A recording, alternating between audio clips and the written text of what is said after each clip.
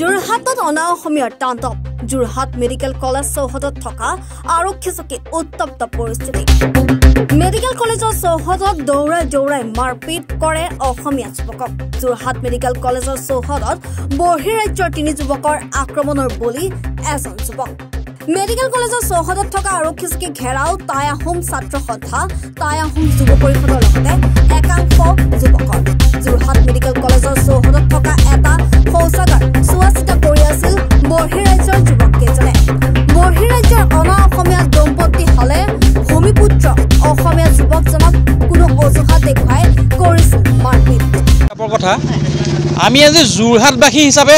আজি আমি লজ্জানত হৈছোঁ কিয়নো শিক্ষা সংস্কৃতি নগৰী যোৰহাটত আমি কোনো অনা অসমীয়াৰ দ্বাৰা যে আমাৰ কোনো থলুৱা খিলঞ্জীয়া ব্যক্তি যে শাৰীৰিকভাৱে অপদস্থ হ'ব সেই কথাটো আমি মৰমৰ যোৰহাট আমাৰ যিখন মৰমৰ যোৰহাট আমাৰ যোৰহাট বুলি গৌৰৱ কৰোঁ সেই যোৰহাটত কিন্তু আমি এনেকুৱা এটা অনাকাংক্ষিত ঘটনা আমি আশা কৰা নাছিলোঁ যিহেতু আজি আমি ঘটনাৰ বিৱৰণ মতে যে আমাৰ এজন খিলঞ্জীয়া ল'ৰাই ইয়াৰ ওচৰতে ভাওনা আছিলে ভাওনাৰ পৰা আহি তেওঁ যেতিয়া পায়খানা কৰিব লাগিলে আমাৰ যোৰহাট চিকিৎসা মহাবিদ্যালয় অপিডিত যিটো সন্মুখত যি আপোনাৰ শৌচাগাৰ আছে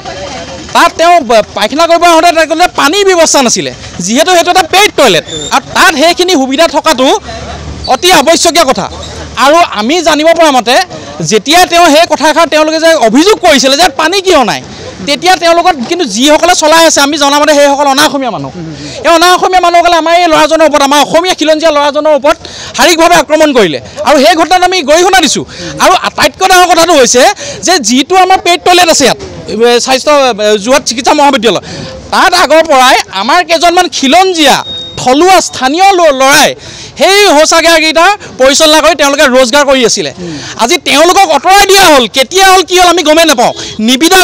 গ্ৰহণ বিচাৰে টেণ্ডাৰ হয় কেতিয়া হয় আমি গমেই নাপাওঁ টেণ্ডাৰ মানে আমাৰ থলুৱা ল'ৰাসকলে পায় কিন্তু থলুৱা ল'ৰাসকলে টেণ্ডাৰ কিয় নাপায় সেই বহিৰাগত আজি বহিৰাগতসকলে কিয় পায় আমাৰ প্ৰশ্ন আছে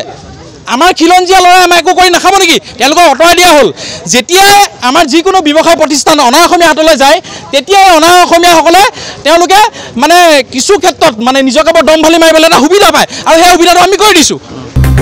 যোৰহাটৰ পৰা কংকন জ্যোতিৰ ৰিপৰ্ট এনি ভাৰত 24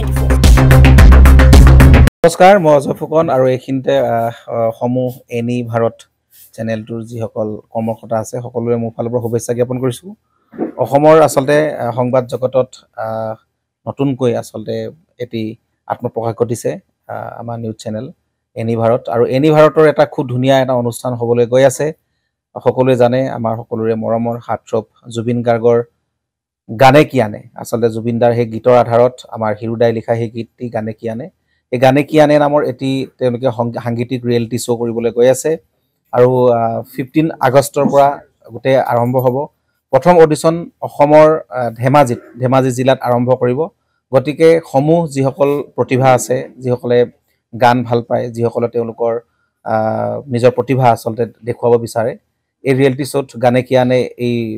প্ৰতিযোগিতাত অংশগ্ৰহণ কৰক আৰু খুব ধুনীয়া আপোনালোকে সুবৰ্ণ সুযোগ লাভ কৰিব লগতে ইয়াতে পুৰস্কাৰ আছেই বিভিন্ন ধৰণৰ উপহাৰো আপোনালোকে লাভ কৰিব আৰু লগতে এগৰাকী প্ৰতিষ্ঠিত আচলতে এগৰাকী শিল্পী হিচাপে অসমৰ সাংস্কৃতিক জগত আপোনালোক প্ৰতিষ্ঠা লাভ কৰিব গতিকে গোটেই অনুষ্ঠানটোলৈ মোৰ ফালৰ পৰা শুভকামনা থাকিল আৰু লগতে এই অনুষ্ঠানটোত আপোনালোকে অংশগ্ৰহণ কৰিব আমিও আছোঁ আৰু সকলোকে আমি লগ পাম ধন্যবাদ